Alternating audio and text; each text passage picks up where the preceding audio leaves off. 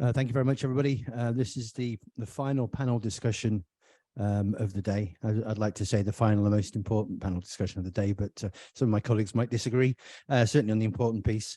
Today we have a very distinguished team of experts to talk about space situational awareness or space domain awareness, whichever standard you want to agree upon for that. And in my view, SSA is foundational to sustainability. It's foundational security. And one of the themes we're following through tomorrow morning is that balance between sustainability and security, and whose role is it anyway? What we now have is a panel of experts from across the space surveillance and tracking realm, so the SST realm, just to add another acronym to the day, see how many more we can add in there.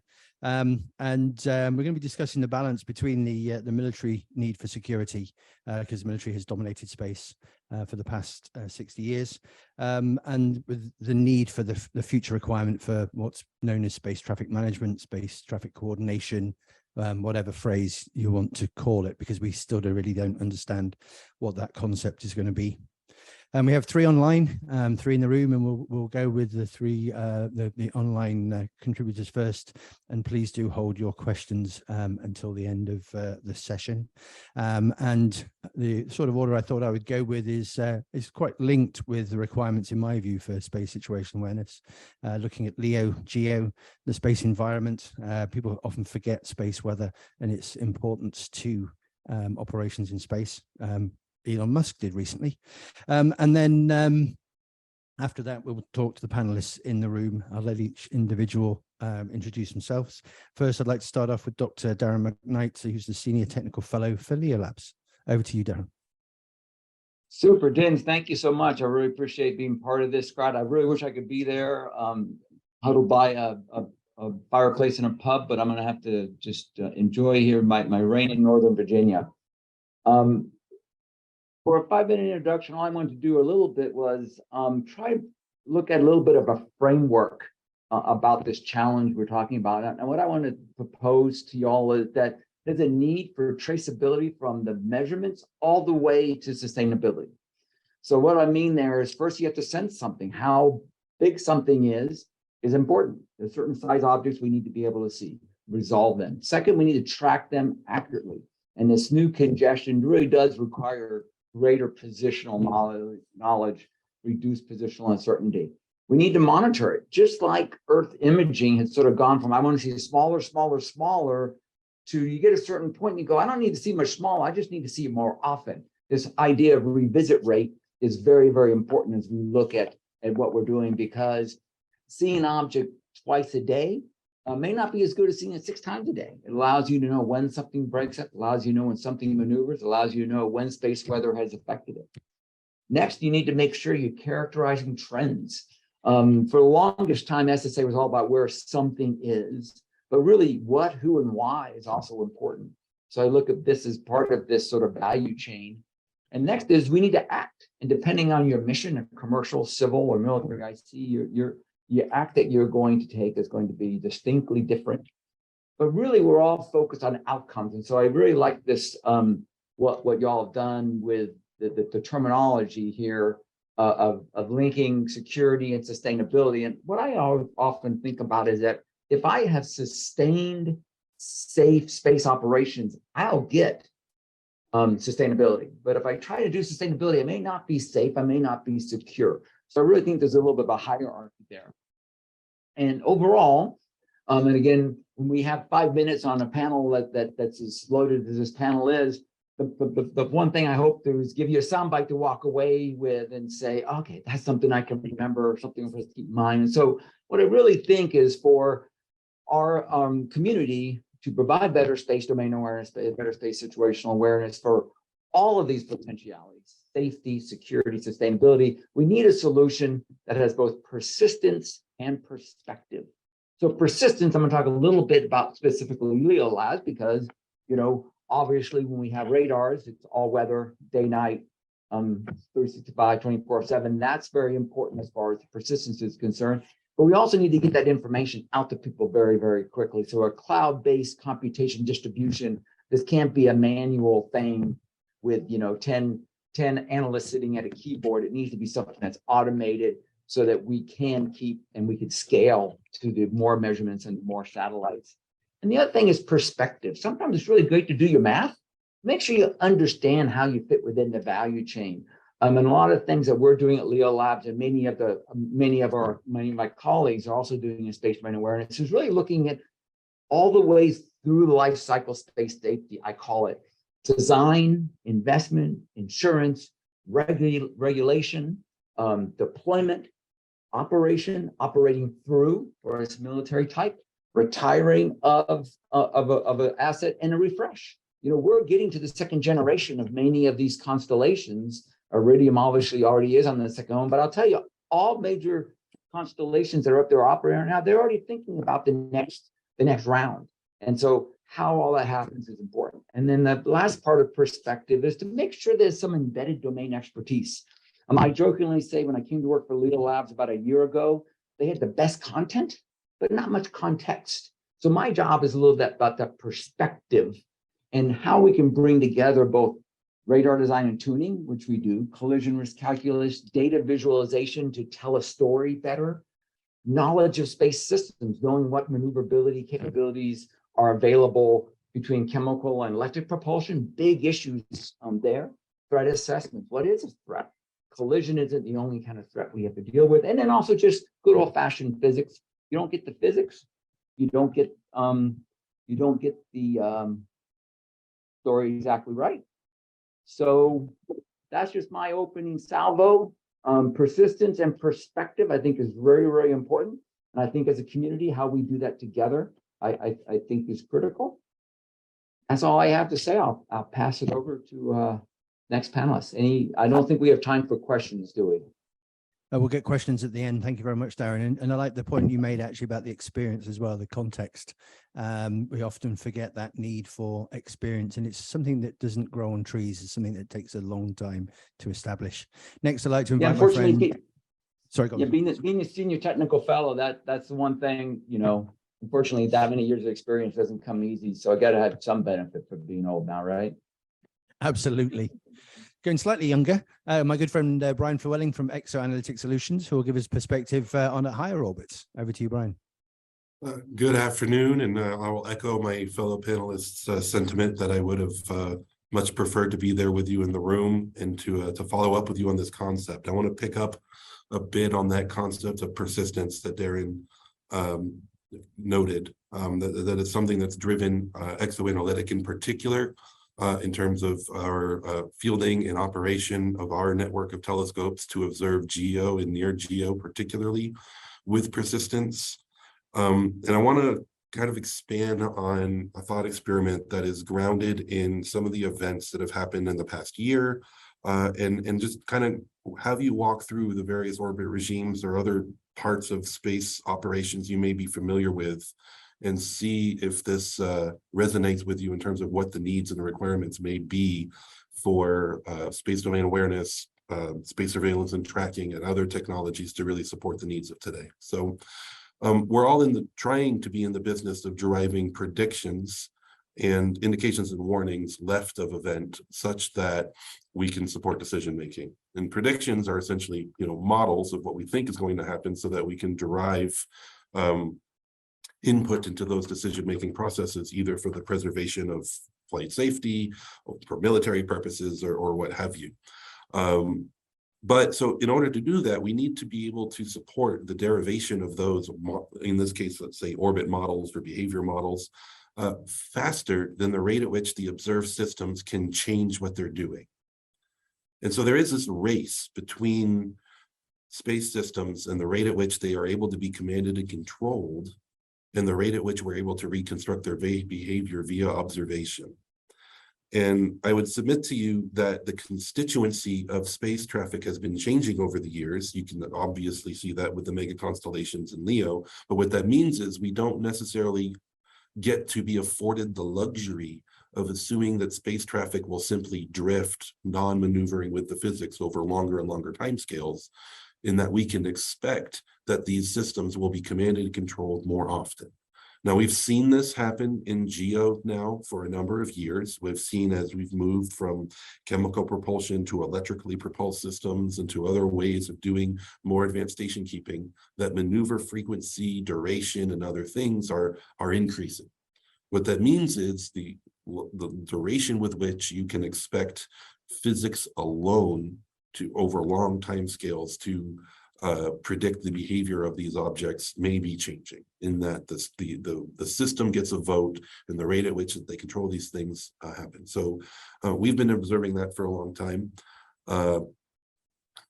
So a key example, one that we were called out for by General Gutlein during AMOS this past year, happened in January when we observed the SJ-21 spacecraft and its interactions with the Compass G2 satellite in GEO. Now, what I want to ask is that, so if that event were to happen in a different orbit regime, ask yourself the question, am I getting or am I able to support orbit updates fast enough to keep up with that type of event? For that event was significant. It was a large maneuver, right? It generated a pretty significant change in orbit. It also moved an additional object in space with something that there's emergent behavior we hadn't really seen much of before. And if it is a surrogate for something that is either of concern or a flight safety risk or what have you, what happens if that same behavior is exhibited now in LEO, in a 550-kilometer sun-synchronous orbit, for example? Can we get the orbit updates fast enough? What do we need from a data perspective? That persistence, that additional context, those multiple directions, whether that's co-orbital sensors or what have you. But when you look at those being the driving cases of non-coordinated events of concern, those actually drive a lot of the desired or the needed capabilities to preserve flight safety in spite of those events. Certainly, there are ways that we can work together and do cooperative ways of mitigating some of the complexities that come with larger and larger volumes of space traffic, where everyone has the intent of operating safely and having a means of achieving the return on investment and participating in the space environment together.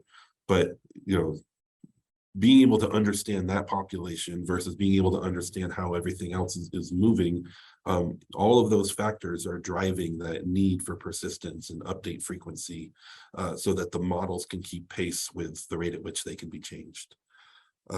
So I would just simply ask you to think about that. What does it take to achieve that quality of service in whatever orbits that you're supporting with your observations? And wherever we think there are gaps, we should be reporting those to those standards communities. We should be reporting them to various authorities and governments, and not saying like, oh, we've got this is always going to be an easy problem, but understand there are corner and edge cases that at the end of the day may end up having the consequences in the space domain that we all are working so hard to ensure we're providing the desired information on to those decision makers. So thanks. Thank you very much, Brien. And that really underscores that that old paradigm of, well, we've always done it this way. Well, we have to now start looking ahead, like our space surveillance and tracking, or our space surveillance and forecasting. We need to forecast how we need to better understand how operations occur on orbit. And of course, alongside the tracking of the objects, is key that we understand the environment that it's happening within. And that leads nicely into our third panelist from the US, Tom Berger from the University of Colorado, who will talk about the environment. Over to you, Tom. Thank you very much, Dan. And thank you for having me on this panel. And yeah, I'd like to be there too, but I am coming to you today from Boulder, Colorado. And I'm part of the Space Weather Technology Research and Education Center here at the University of Colorado. So we're an academic space research center that's focused on operational needs. So we work with government space weather forecasting offices, including the UK Met Office over there, commercial space operators, and looking to the future, more and more SSA and STM, space traffic management organizations like NOAA's Office of Space Commerce, because as you point out, space weather has to be closely integrated into the operations if you're going to be safe and sustainable in space. And I'd like to pick up on Brien's theme of prediction, because when you talk about space weather, it's really not enough to just be aware of space weather. Wouldn't do a lot of good to tell Starlink that they were having a density issue in the middle of having their density issue. What you need to do is predict space weather in order to serve space operations and space safety. So it's really space situational prediction that we talk about when we talk about space weather. And so it's interesting to look to the analogies of, for instance, aviation in the last century. When they were developing intercontinental flight, there was very few weather services to service intercontinental flight routes when they started in the 1920s. And a lot of pilots paid a heavy price for that. It took a long time, but eventually weather was completely integrated into all phases of flight, including pre-flight and even in-flight nowcasting using onboard radars now. So it's been a long time since we've been surprised by a weather event in aviation, but that's certainly not the case in space operations, as we've seen recently. And we need to get to that level of awareness and prediction of the environment if we're going to be safe and sustainable in orbit.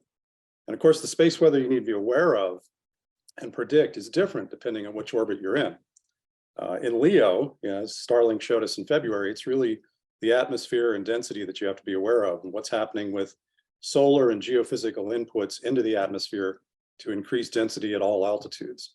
Particularly in very low Earth orbit, or VLEO as we call it, that's where Starlink really got bit because that's where the densities are highest. They change very quickly. Starlink has solved that problem by going to higher staging altitudes and kind of getting out of that dirty regime down at 200 kilometers. But there are people talking about flying in VLEO consistently now. There's a lot of advantages to being down low like that, but it's a very tricky regime that's going to require much better forecasting, particularly of density and in both observations and modeling capabilities if we're going to operate there at all in any sustainable way. In MEO and GEO, the main object you're trying to predict there is the trapped radiation environment, the charged particles in the Earth's magnetosphere. So as the Galaxy 15 incident in August showed us again, any weakness in your spacecraft in terms of grounding or shielding can really bite you when you get up into those higher altitudes, you're flying in the radiation belts, or when you're in GEO and a large storm comes along and pushes the magnetopause back beyond GEO, and you're directly into the open solar wind. So you really have to know more about radiation and how to deal with it up in those altitudes than you do down in LEO. And then finally, one thing that I think is a really emerging field here is cislunar space. We will apparently be doing a lot more activity in cislunar space as we go back to the moon. And there you're out in the open solar wind, and you really have to know what both the sun is doing, what the interplanetary space weather or solar wind is doing, and also what the magnetotail of the Earth is doing, because when you rotate behind the Earth and you're right in the magnetotail of the Earth, that can be a very dynamic environment as well for radiation. That's very different than being out in deep space. So where you are in your orbital regime really determines what sort of space weather you need to be aware of and to predict. And so given the title of this, the subtitle of this session was Sensors Around the World, I thought I'd ask the obvious question for space weather: do we have enough observations to successfully nowcast and forecast the conditions in all of these orbital regimes? And the answer is no. Currently, we are working with commercial constellation operators in LEO to get orbital tracking and attitude data to use to infer densities. And that would be a very significant advance if we can make that work, because as these constellations increase in size, if we can use each of those spacecraft as a sensor, we will eventually get to the point where we have a very good picture of density, a dynamic and near real time, hopefully, picture of density changes that we can feed into new models that can assimilate those data and give us a good forecast of density as the sun does things to the Earth system. So in MEO and GEO, however, it's a little worse. We have a handful of sensors up there that have real-time radiation feeds to operational models, but we don't have nearly enough. And of course, in cislunar, it's even worse. There's really nothing out there right now monitoring that environment. We have a couple of aging satellites out at the L1 Lagrangian point looking at the sun, gauging the incoming solar wind, but we need a lot more sensors out in deep space if we're going to be covering that regime with any kind of success. And finally, I'll just speak to standards a little bit. When you talk about standards for orbital data, the same thing could be applied to space weather data, because again, if we look to aviation, ICAO has now standardized space weather alerts for commercial aviation, both radiation and navigation interference. We're going to have to move to something like that, a standard of weather reporting and scaling for space weather in orbital space operations in order to avoid some of the chaos of having different operators having different forecasts, having different ways of talking about space weather in their different regimes. The international standardization of space weather for orbital operations is something to look towards, I think. So finally, I'll conclude with a reminder that we haven't had a geomagnetic storm or a superstorm, as we say, since 1989. 2003 was a bad storm, but it wasn't nearly as bad as 1989 in terms of the strength of the storm. In the 1989 event, the majority of the LEO catalog was lost for many days. It took several days to recover that. And if anybody's looked at the curve of growth of objects in LEO, you know that back in 1989, there was something like 2,500 objects in orbit. So, or maybe 3,000 they were tracking. Most of those were lost. If that storm were to occur today, we really have to think carefully about what we would do with 20,000 objects in orbit suddenly moving very drastically off their tracked orbits. And we know that in 1859 and 1921, for instance, there were much, much larger storms. And there wasn't a whole lot in orbit in 1921, to my knowledge. So if we extrapolate the 1921 storm to the current conditions, I think we're in for some very interesting times there. So, yeah. And by the way, we are headed towards solar maximum. We should get there in a couple of years. So fasten your seatbelts. Thank you. Thank you. Thank you very much, Tom, reminding us about the forthcoming space weather apocalypse that's going to hit fairly soon. But it's a very good point. And people often talk about the effects of space weather terrestrially, but they forget about the shifting of satellites in LEO and how significant that could now be for modern society. But whilst looking at the perspective of space as well, there's always a keen argument. A lot of discussions today have mentioned putting more objects on space. And of course, one thing you can think about is, can we observe objects from orbit? And I'd like to now hand over to Toby Harris of Astroscale, who should talk a bit about the opportunities of in situ SST. Thanks, Dinz. So yeah, my name is Toby Harris. I am head of SSA at Astroscale. And I guess before I talk about what that sort of role involves in terms of in situ SSA, just a little bit of background on Astroscale's missions. Hopefully most of you have heard of us already, unless you've been hiding underneath a rock. Effectively, we deal with sustainability in space by using what would be considered RPO missions, so rendezvous and proximity operation missions. Now, RPO missions are quite special in that they're very transient. And they're designed with two spacecraft or two objects coming in very close proximity to one another. And that does actually mean that they are quite suitable for doing certain types of in situ SSA. So my role itself involves both looking at the SSA demands of these kind of missions, in particular the planning of them. For example, you need to understand how a client or a target object is characterized before you want to set up a mission to go and either try and deorbit it or try and extend the life of it, etc. And there's quite an overlap there alone with on the defense side. As Brien was mentioned with SJ21, trying to characterize an object, how it's tumbling, for example, this is really important for these kind of active debris removal and in-orbit servicing missions as well. We want to understand what it's doing before we get there. So SSA or SDA is really important for that. There's also ideas such as collision avoidance when you're in close proximity with a third party, for example. It's not trivial, those kind of processes. And so you need to think about the kind of SSA data that you need. So that's kind of the sort of, making sure we have the SSA services that we need for these kind of missions. The other sort of side of the coin at Astroscale is working out whether we can provide SSA services using our spacecraft that are in orbit. Now, as I said before, RPO missions, generally speaking, they're quite transient. You're only spending a short period of time actually doing these kind of rendezvous and proximity operations, perhaps a few hours, days, maybe some weeks. But the spacecraft could be in orbit for years. It could be changing orbit, doing very slow electric propulsion orbit raising. It could be changing the right ascension. And during that time, it's not really doing very much. The other aspect is that these spacecraft have a whole payload of different sensors on board, whether they're optical cameras, IR cameras, LiDARs, low-powered radars, all sorts of bits and pieces that we can use for doing SDA. So you've got the time to do it, and then you've got the capabilities on board. And so that's what we've been trying to do at Astroscale. We've been trying to look at how we can use our services to do what I would call sort of a value-added SDA or SSA service capability, in situ SSA, using these spacecraft. Now, in situ SSA or space-based SSA or space-based SST, whatever you want to call it, there are several advantages to trying to do that rather than on the ground. And I know that GNOSIS has had a few sessions in the past exploring these in detail. I mean, some of the main advantages being the fact that you're closer to objects that potential imaging. So you can look at smaller things. If you're looking at the small debris, for example, you don't have problems with the atmosphere or meteorological conditions. You don't have the geopolitical issues of where to put sensors. And you can have different constraints on sort of the time of day and the frequency of revisit of objects depending on their orbit. There is, of course, some significant disadvantages, and one being the cost. It's very expensive to get a spacecraft in orbit just to take pictures of other things from space, when potentially you could just do it from the ground. And that's why this kind of sort of approach is quite useful, because we're already putting those spacecraft up there.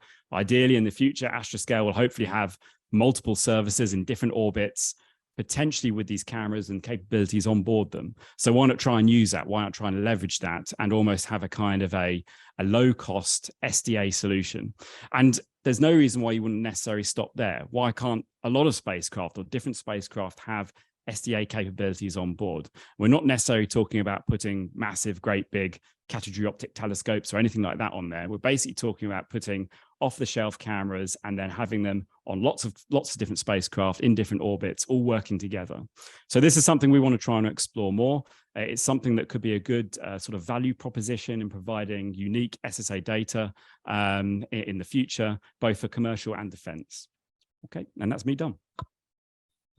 Thank you very much, Toby. And of course, you can also add to that space weather sensors to support the space weather requirements and missions.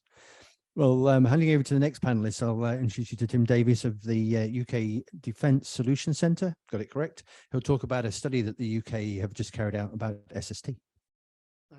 Thanks, Dinz. Yeah, so my name's Tim Davies. So as Dinz says, I work for the UK Defence Solutions Centre, which is a small organisation, really, only of about 50 people that are commissioned by the MOD to deliver on individual pieces of research. Me personally, I've previously got 20 odd years working for Airbus Defence and Space, so I had that kind of space background.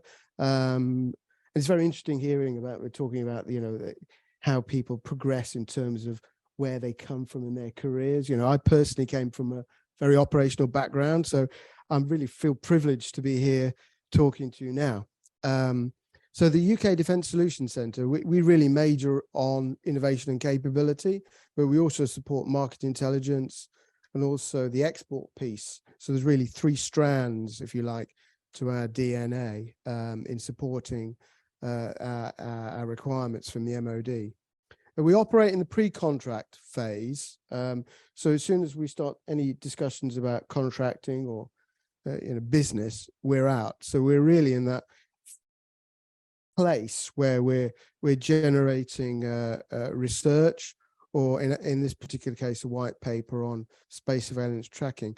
And that's why I'm here today. So thank you very much for having me. And myself and our space team, we've just released a paper analysing space surveillance tracking commissioned by the MOD. And as Natalie Moore said earlier, it's priority 2 in the UK MOD's list of requirements. Even though the funding allocation is quite small, I think the expectation, the demand, the vision is quite high.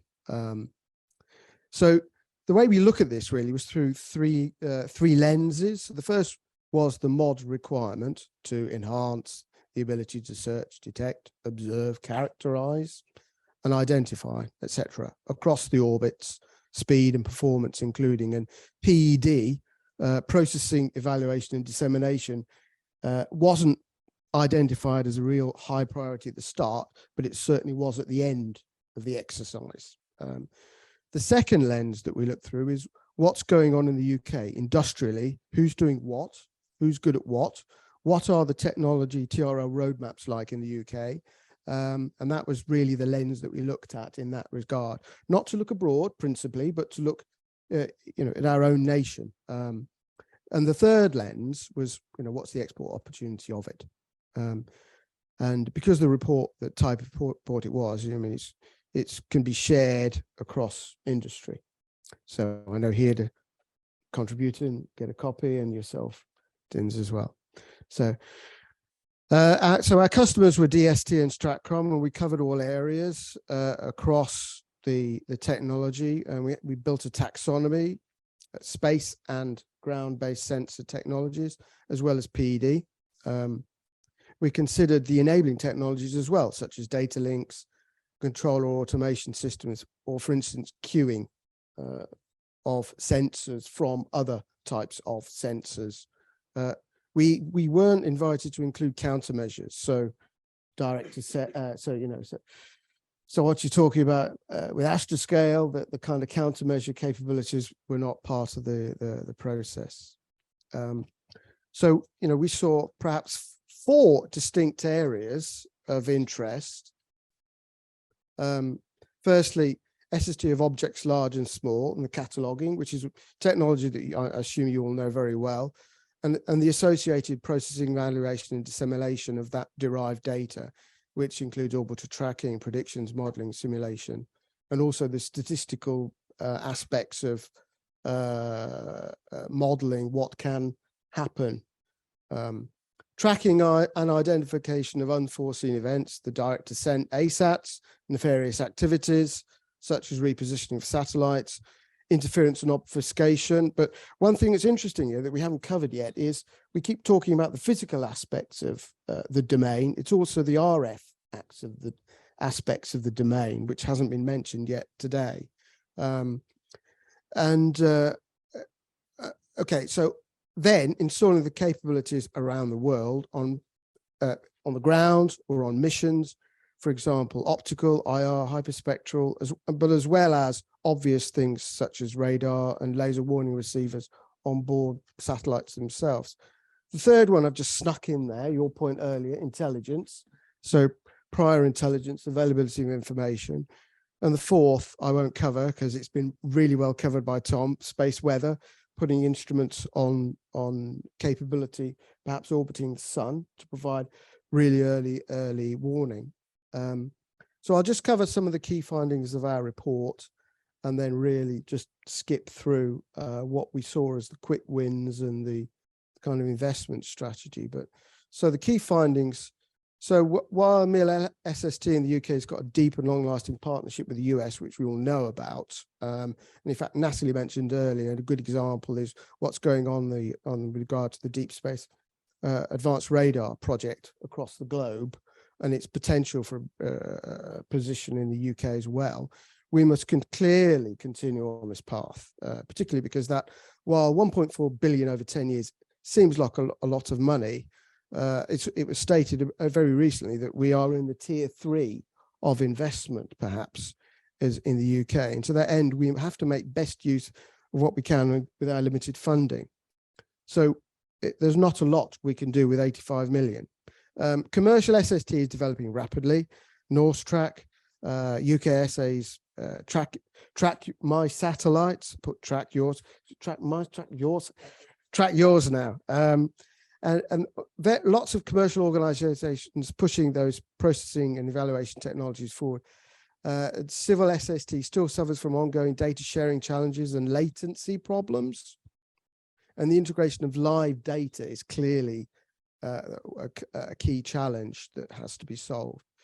Different SST sensor solutions are required across different orbital regimes, clearly, due to the characteristics of available technologies on those orbits. And we've talked extensively about LEO constellations and the risks associated with that. But the MIL and civil sector needs to be developed in SST specifically to address this. LEO objects move very fast, and not all of our existing capabilities are able to adequately track them currently. Combinations of radar and optical sensors, therefore, can provide significant enhancement. So it's not just about the sensor, it's about the combination, the queuing of the sensors to respond and react accordingly. Radar solutions for GEO are inadequate with current technology, but what's going on with dark will perhaps solve some of those issues. Our current solutions are inadequate in other ways, for instance, false alarms that can lead to shortening of satellite life. Many queues are not responded to. There's just a vast amount of data coming through. Also, the time taken to process and disseminate improved sensors can provide better object positioning. Also, it transpired that processing, evaluation, and dissemination was one of the principal needs of improved military space surveillance tracking, which came out later. The four main sensor technologies we really understood as being critical are cost-effective and optimized satellite laser ranging, cost-effective large optical field sensors on ground, passive in-orbit small satellite sensors to address LEO constellations specifically, for example, IR, thrust plumes, hyperspectral observing electric propulsion, and then the types of warning receivers we've talked about. And finally, cross-sector RF sensing capability, and it's improved in key areas, Prometheus 2, that type of thing. Finally, we found that investing in PED needs to be better developed. An emphasis on object characterization in particular, that came out later in another piece of work, specifically for Natalie, as one of the important strands that is of interest. Yeah, so I think I've rabbited for long enough, but I'm happy to take questions later. Thank you. So, all right, so I guess my cue to introduce myself. Good evening to those in the room. My name is Ian Christensen. I'm the Director of Private Sector Programs for Secure World Foundation, which is a nonprofit that focuses broadly on dialogues around space sustainability and why space sustainability is a beneficial concept to humanity as a whole. And so we are a policy-focused organization. And so I stand as the gentleman up here to talk about policy following a very excellent series of technical presentations here. And I believe leading into, or the next session will be a keynote from Rich Dalbello, who is leading a lot of the policy work in the US around this topic. So I think a lot of what I might say, he will be able to go much more detail into as far as US positions. So Dinz, the way that we originally kind of framed this session was, how do we balance national security needs for SSA or SDA, which is, in my viewpoint, two sides of the same term, versus sustainability and safety needs for SSA. And so to date, I'd say that there's been a fairly symbiotic relationship there. Sensors and analytical capabilities developed for national security needs and purposes have served civil and commercial spaceflight safety needs. And at the same time, those civil and commercial needs have kind of helped us to refine and better build those defense capabilities. So that symbiotic relationship has existed. The question now really is, as the space ecosystem becomes more complex, as we've heard throughout the day today, is that symbiotic relationship enough? Or do we need more adaptive approaches to handling this going forward? And so I'm going to kind of comment on some of the policy drivers I see within that dynamic. Overall, I think, as we've heard from the presentations so far in this panel, a key driver for SSA is that operational safety and stability in this more complex environment. Governments have an interest in maintaining space safety and also an obligation to oversee the activities of their national actors, including the private sector. SSA relates to both of these. We also see, especially in the US, but elsewhere, we also see SSA emerging as a key requirement, or seen as a key requirement for growing the space economy. So as these new commercial opportunities, as more users come into space, having this information available, the precision, the high value, high quality data that Darren and Brien and others were talking about, having that available is seen as a key enabler of growing the space economy. At the same time, the military retains its need for strategic awareness of the domain. And so in the US right now, the conversation is, how do we shift some of the commercial and civil basic spaceflight safety data, services, and provisions out of the Defense Department into the Department of Commerce, allow the Department of Commerce to provide that public safety and economic function, while allowing the Department of Defense to continue to maintain the sensor networks and focus on the national security mission. And I'm sure Rich will talk a little bit more about that change as we go. But I would also suggest that there are several other factors that drive the need for good SSA data, good SDA data. And one of those is enabling new activities. So Toby talked about satellite servicing, active debris removal, and commercial rendezvous and proximity operations. Good SSA data is a key enabler for those sorts of new services. So I'm involved in a group that's an industry group known as CONFERS. It is the Consortium for Execution of Rendezvous and Servicing Operations, and it's a group of 60 so companies doing commercial satellite servicing, debris removal, those sorts of activities. We have one of our core recommended operating practices that those companies purchase third-party or external services for things, SSA being one of them, to enable those missions. So Intelsat 901, the Northrop Grumman MEV mission, they procured external space situational aware data to help execute that mission. Driving for safety, driving for transparency is kind of the drivers there. Large constellations. So as these constellations are fielded, we definitely see SSA and good quality data as enabling potentially a more efficient use of the low Earth orbit as a resource. So if we have that high precision data, that better revisit time, we might be able to, if we build the regulatory capacity, manage those orbits in a more resource focused manner. Lunar, Tom mentioned lunar. So we see commercial activity growing in the use of the moon. We see more national interest in the cislunar space. And SSA is clearly a need there. So just in the last few weeks, the US has released its National Cislunar Research and Development Strategy. One of the 4 objectives in that strategy is development of SSA capabilities in the cislunar domain. One of my favorite terms that's come out of the U.S. national security space communication sector in the last few years is the term cone of shame, which describes our awareness of the cislunar domain. Essentially, we know nothing about that from an SDA standpoint. And if the U.S. military can say that, it probably means we don't have enough information to enable commercial operations in a safe way in that domain as well.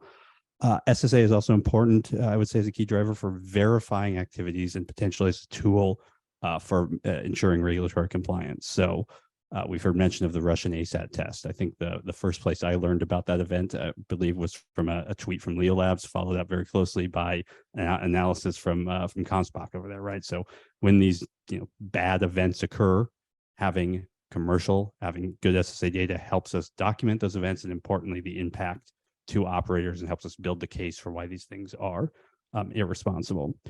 It also allows us to follow through or monitor follow through on industry best practice commitments. So groups like the Space Safety Coalition, like Confers, like the Space Sustainability Rating and Kite Marks that we heard about earlier, as voluntary commitments are made, having SSA data from a policy standpoint can help us follow through or monitor whether those commitments are actually being put into practice.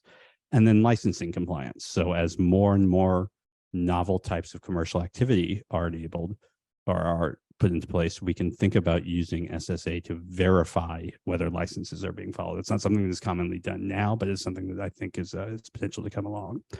And just very briefly, part of this complex environment is that recognition that this conversation is not just a US, UK, and Europe conversation. There are other nations that are developing robust capabilities, and we've mentioned China a couple of times. So my organization, Secure World Foundation, working with another US nonprofit, Kalis Foundation, and a group called the Chinese Society of Astronautics, have held in the last year at the Paris Peace Forum, both this year and last year, a dialogue with Chinese counterparts on space safety. And we're just basically trying to exchange perspectives, see where there might be alignment, see where there might be misunderstandings. And so we have learned that an ecosystem in China does exist. The SSA and space safety data that the operators that participated in the dialogue from the Chinese side, they told us that they get that information from the national system, so from the CNSA, which in turn gets their data from likely PLA assets. The Chinese operators we talked to were aware of spacetrack.org, the US system. Some of them had been registered on that, but of course, only at the basic TLE data, so not necessarily at anything that was particularly operationally accurate enough. But then we also heard that from our Chinese counterparts that they weren't aware of some things that we in the US ecosystem might take for granted. So things like the Space Data Association. We heard that the operators that we had participated had not been aware of that. So some basic things that we see as established, they may not have recognized. Had a lot of interest this year in a compendium document that was put out by the Aerospace Corporation on space safety, right? So just getting the basic information across that communication barrier was something that we saw as important there and as a need on their side.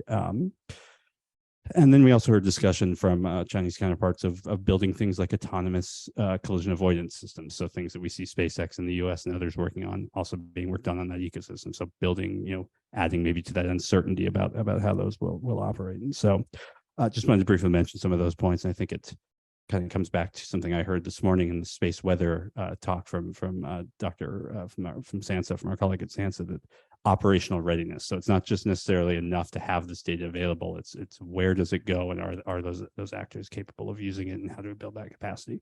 So Dinz, I think I'll end there and turn it over to you for questions. Thank you very much, Ian. Thank you, everybody, for contributing. We have time for one quick question. If there's one in the room, there was one online, but Brien has already answered that. Any questions from the room?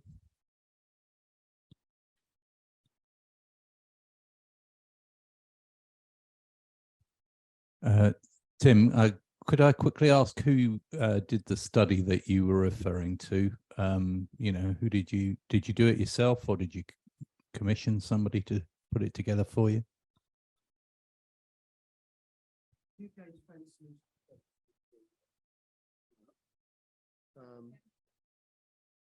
Hello. So the report was commissioned by MOD. The report comprised of a survey that was sent to about 100 companies. The survey responses were anonymized, so the report, once published, has removed most of those company names. So it covers the technologies, the requirements, the roadmaps that we've seen, and that's been published to the MOD and back to the industries who contributed to it. We did have support from one particular consultancy to provide some validation of our findings. Does that answer your question? Frost and Sullivan.